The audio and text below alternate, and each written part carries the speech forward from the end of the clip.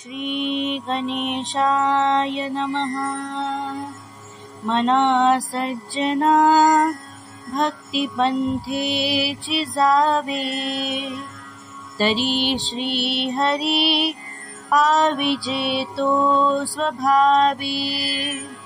जनी निंदते सर्व सोडून द्यावे, जनी वंद्यते सर्व भावे करावे।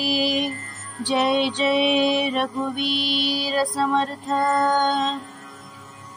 समर्थ म्हणतात, या मार्गावर जाताना हे सज्जन मना, तुला कोणती पथ्ये पाळावयाची आहेत, तर तू नेहमी ईश्वराची भक्ती करायला हवी, म्हणजे स्वतः ईश्वर प्रसन्न होईल।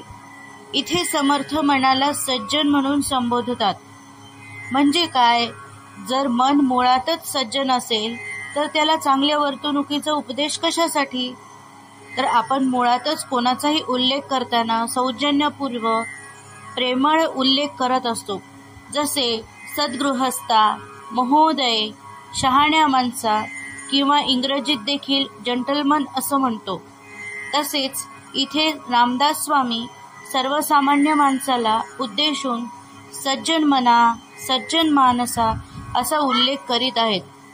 तर हे सज्जन माणसा, तू नेहमी ईश्वराची भक्ती करत राहा, म्हणजे स्वतः श्रीहरी ईश्वर तुला नक्की प्रसन्न होईल आणि नेहमीच्या आचरणात वागण्यात तू जी जी वर्तणूक निंदनीय असेल तिचा त्याग करून जी जी चांगली सर्वांकडून नावाजली जाईल अशी असेल तीच वर्तणूक अगदी प्रामाणिकपणे मनोभावे ठेव।